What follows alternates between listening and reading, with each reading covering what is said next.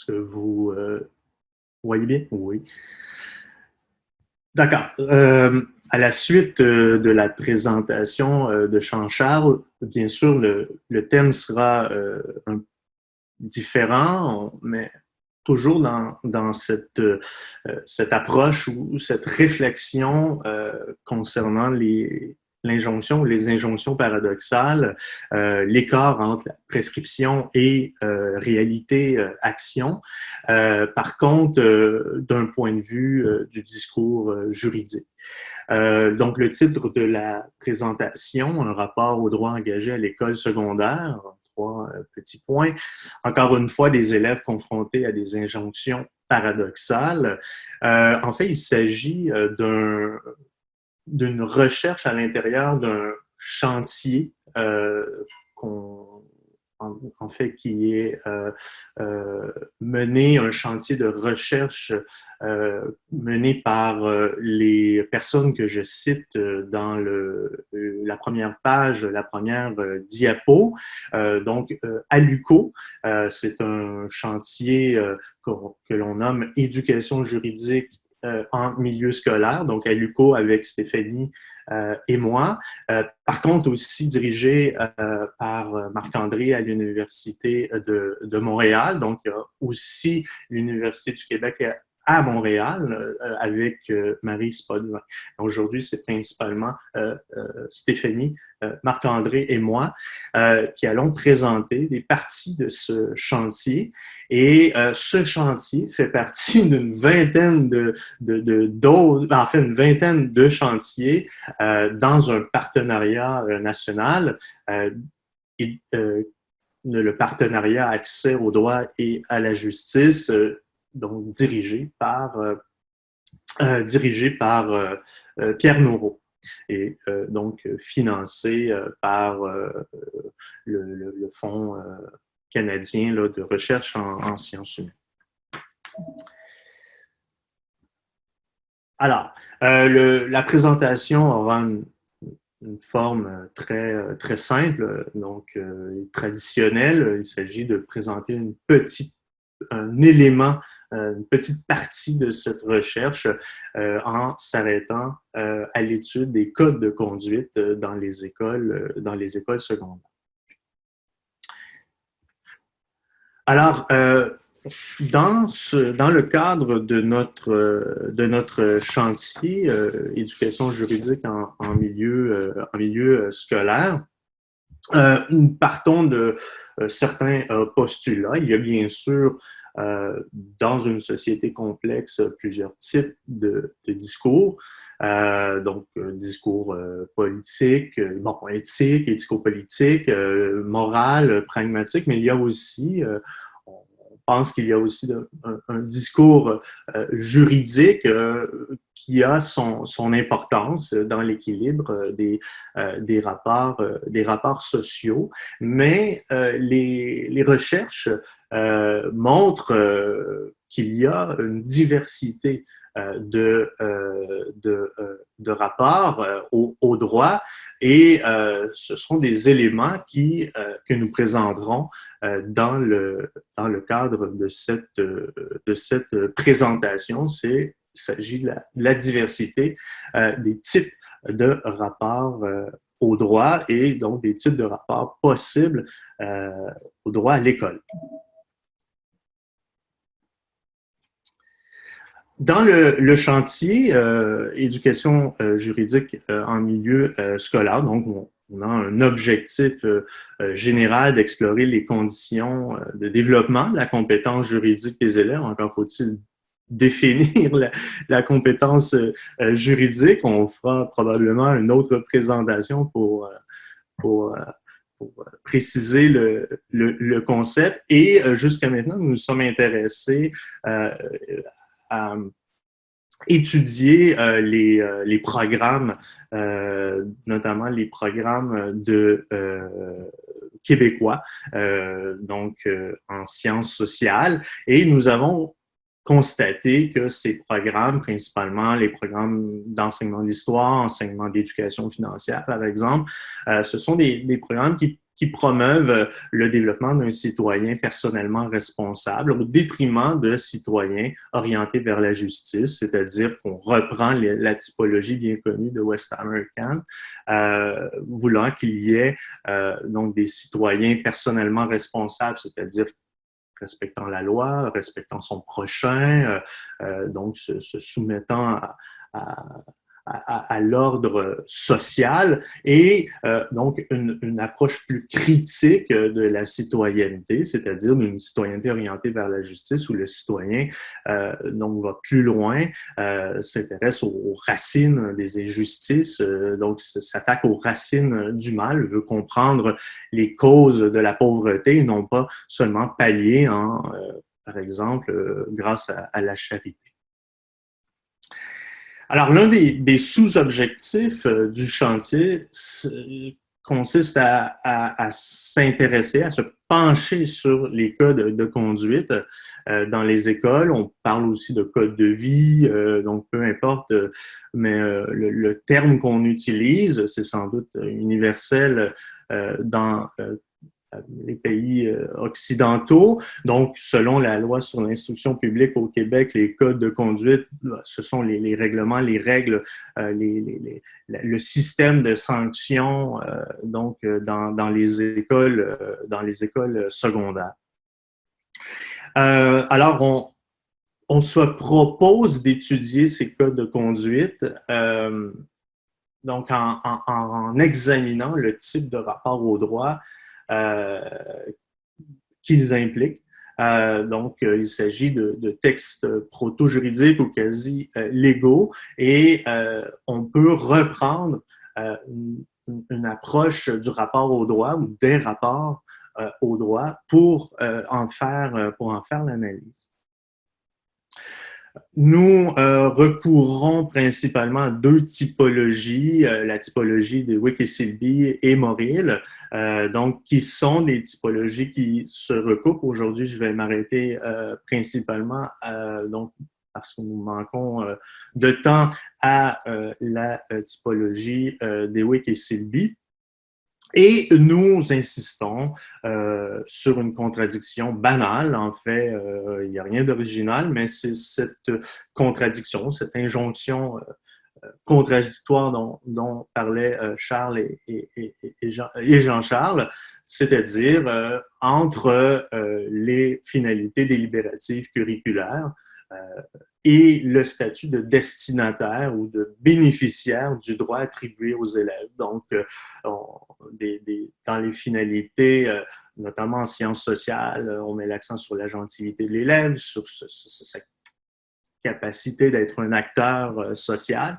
Pourtant, dans la justification et l'application des codes de vie, l'élève est davantage conçu, défini comme destinataire du droit, comme bénéficiaire du droit, pour reprendre un terme du modèle actantiel. Alors, le modèle de Wiki-Sylvie, un vieux modèle, mais qu'on réutilise depuis plusieurs années, est tout à fait intéressant pour faire l'analyse de codes de vie ou de textes juridiques ou de discours juridiques. Donc, un premier rapport de type devant le droit, où le droit externe à l'individu est séparé de l'individu. Il suffit de forme d'autorité hiérarchique où le citoyen respecte le droit, mais comme étant une institution indépendante de lui. Avec le droit, ben, c'est plutôt de profiter des règles et des procédures du droit pour défendre ses intérêts, les intérêts d'une personne, mais aussi les intérêts d'un groupe. Et le troisième type de rapport, c'est un rapport contre le droit qui est peut-être le rapport le plus complexe puisqu'il peut impliquer la rébellion, la contestation, les actions extra-légales, mais peut conduire aussi au cynisme ou à la résignation, à ne rien faire. Donc, on reviendra sur ces éléments-là dans l'analyse des codes de vie. Alors, dans notre échantillon, il y a 167 codes de conduite disponibles à l'école secondaire au Québec. Nous avons jusqu'à maintenant limité notre analyse à 10 codes de vie en euh, recherchant là, différentes caractéristiques socio-démocratiques, pardon, démocratiques peut-être aussi. Donc, on peut voir donc dans la diaporama, la diapo, pardon, et nous avons complété ces analyses avec donc des entretiens de groupe,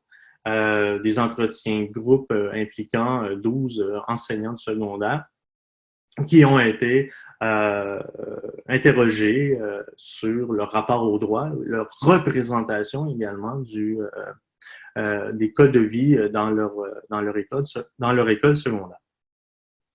Alors là, je passerai très rapidement puisque nous avons quand même publié sur la question pour ce qui est de l'approche de la méthodologie du plan d'analyse. En fait, c'est une approche d'analyse de contenu thématique assez classique, là, en incluant d'abord des occurrences, des co-occurrences de certains thèmes identifiés dans le champ lexical du droit. Par exemple, on regardait dans les codes de vie les termes, les lexèmes de droit, justement, responsabilité, sanction, interdit, etc., pour ensuite, à partir des nœuds, nous avons pu regrouper tout ça en thèmes pour faciliter l'analyse des unités de sens dans les codes de vie. Je donnerai des exemples un peu plus tard. Et finalement, nous avons comparé les thèmes pour pouvoir identifier les thèmes les plus saillants. Donc, notamment, l'une des catégories thématiques importantes, il s'agit dans les codes de conduite, il s'agit de la catégorie vestimentaire qui est dans à peu près tous les codes analysés. Respect aussi, respect de l'autorité, langage, donc avoir un langage respectueux également des autres, l'assiduité, l'attitude, les attitudes, les comportements aussi. Donc, il s'agissait de catégories thématiques saillantes et juste attirer l'attention sur l'assiduité qui me semble assez intéressante là, dans l'unité de sens qu'on a ici en exemple. Donc, les élèves doivent arriver à l'école à temps, préparés et prêts à apprendre. Donc, on présuppose qu'il s'agit d'une responsabilité individuelle de l'élève. C'est assez quand même étonnant quand le fait d'être préparé à l'apprendre ne dépend pas seulement d'une responsabilité individuelle de l'élève. Donc, quelques résultats préliminaires. Donc, la tendance qui se dégage de l'analyse des 10 cas de vie, c'est une tendance où l'élève est plutôt destinataire du droit, donc n'est pas envisagé comme auteur du droit ou autolégislateur ou acteur d'une régulation de la vie sociale. En fait, c'est pas, et de la vie scolaire, ce n'est pas un résultat original puisque Francis Dupuy-Derry, donc l'un de nos collègues de l'UQAM a déjà montré la chose. Donc, les élèves sont surtout présentés dans les codes de vie comme étant porteurs de responsabilités et de devoirs. Donc, c'est assez étonnant. Nous y reviendrons là dans quelques minutes.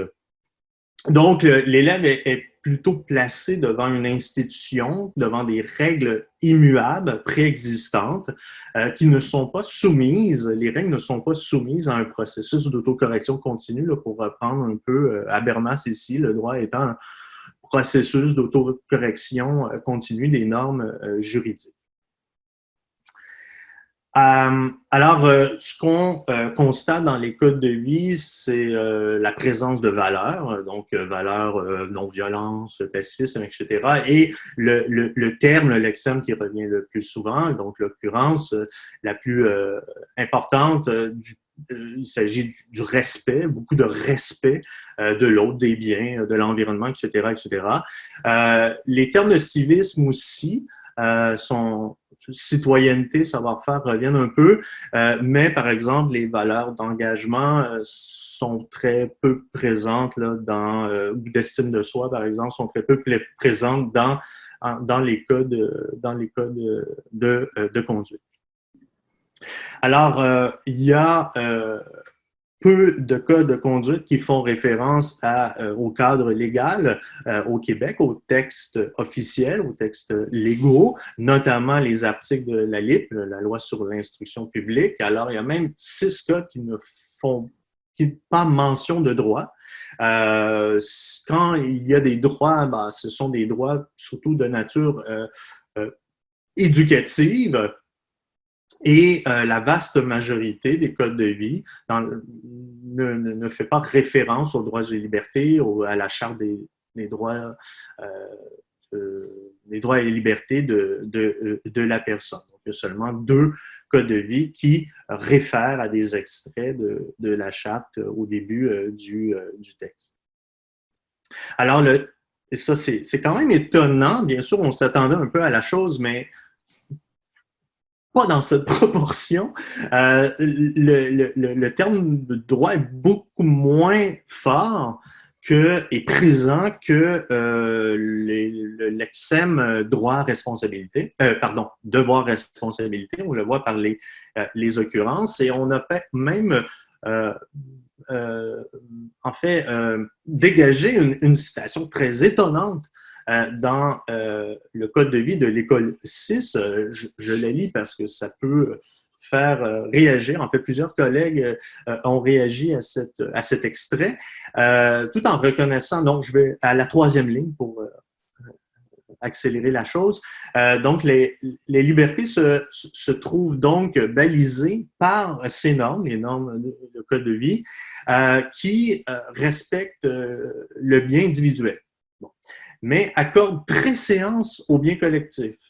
Donc, il y a donc une priorité du bien collectif sur le bien individuel, sur les droits individuels. Alors, j'aimerais bien qu'on puisse m'expliquer comment on présente la chose aux élèves. Donc, c'est quand même antagoniste par rapport aux chartes traditionnelles, conventionnelles des droits et libertés.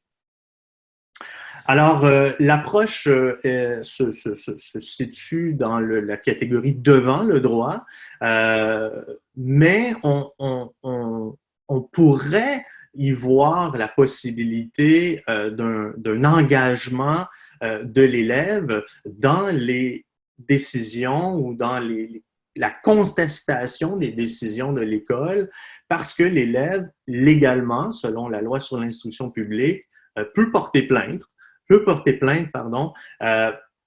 mais contre une violation perçue, notamment des droits, mais peu de codes mentionnent la capacité de l'élève, donc, à porter plainte pour défendre ses droits. Donc, quand les codes de vie abordent la question de la contestation, de la remise en question de l'ordre scolaire ou des pratiques codifiées, c'est dans une perspective de suggestion pour notamment améliorer le climat de l'école et non pas pour la défense de l'intérêt des droits d'une personne ou d'un groupe. Ensuite, je vais vous présenter quelques diapos, mais rapidement, peut-être qu'on aura l'occasion aussi de partager nos diaporamas. Mais 3 minutes. Hein. 3 minutes, ben j'arrive à la fin, c'est parfait. Merci, Charles. Donc, justement, dans les groupes d'entretien qu'on a menés avec les 12 enseignants, on leur posait des questions, on les interrogeait concernant le code de vie et donc le participant 5 du groupe d'entretien 1 dit bon, ben, ils n'ont pas de pouvoir sur le code de vie. Et lorsqu'on regarde dans les verbatims ici, on voit d'abord dans le premier verbatim que les élèves, et ça c'était déjà montré par Francis Dupuy-Déry dans ses recherches il y a une dizaine d'années, quand il s'agit d'organiser des activités parascolaires, par exemple, la couleur de l'école, etc., la décoration, les élèves ont un certain pouvoir, mais quand il s'agit du code de vie, alors là, les élèves n'ont pas le droit de parole. Donc, c'est quelque chose qui a été mentionné par les enseignants du secondaire. Également un cynisme, c'est-à-dire étant donné les élèves, étant donné qu'ils se situent devant le droit, développent un regard ben, justement cynique par rapport au droit. On le voit dans la deuxième le deuxième extrait, et également une résignation ou une approche ou une attitude désabusement, donc où les enseignants incite les élèves à porter plainte ou à contester, mais il n'y a pas de réaction de la part de l'institution, de la part de l'ordre scolaire. Donc, les enseignants dans ces deux focus groups vont contester l'injonction contradictoire. En fait, c'est un concept qu'on a résumé. Il ne s'agit pas du terme qu'ils ont utilisé, mais ils parlent vraiment d'une injonction contradictoire entre justement le discours de l'inclusion, de la gentilité. Là, de plus en plus au Québec, on parle de gentilité, bon, au sens où parfois d'empowerment, en fait, c'est rendu un terme très utilisé, donc de compétences des citoyens, des citoyennes, etc., versus leur transposition, donc dans l'expérience scolaire. Donc, ils font part de cette injonction contradictoire et disent, ben, on doit gérer ces contradictions et la réaction d'aliénation donc, que vivent les élèves. J'arrive à la fin, dernière diapo. Alors, pour la suite et la continuation de la recherche, durant la période de questions, Marc-André aussi pourra contribuer. Donc, nous souhaitons élargir la collecte de données pour que ce soit plus représentatif, bien que nous pensons arriver à saturation assez rapidement puisque les codes de vie sont très similaires au Québec d'une école à l'autre. Il y a parfois des codes de conduite très courts, d'autres très, très longs, mais qui se terminent le plus souvent avec un engagement de l'élève, mais donc un seul engagement de l'élève sans qu'il y ait préalablement de réflexion, de délibération, de négociation sur son contenu. Donc ensuite, on va aussi élargir les entretiens de groupe. Donc on souhaite au moins avoir un autre entretien, un autre focus group, parce qu'on maintenant on a exploré deux régions, Montréal et Gatineau, mais probablement d'avoir une autre région au Québec. Tout à l'heure, Stéphanie vous parlera des groupes d'entretien avec les élèves qui elle montrera que c'est très conforme à notre analyse préliminaire là, des cas de vie, la réaction des élèves est assez similaire à celle qu'on vient de présenter. Et finalement, avec tout ce constat là, de travailler à la conception de modules, d'activités, d'ateliers visant à développer une conscience du droit ou un rapport au droit plus critique avec les élèves dans les cours d'histoire, dans les cours d'éthique et d'éducation financière. Donc, voilà, si jamais, bon, bien sûr, le chantier vous intéresse, nous avons, nous pourrons avec plaisir discuter et approfondir certaines questions avec vous.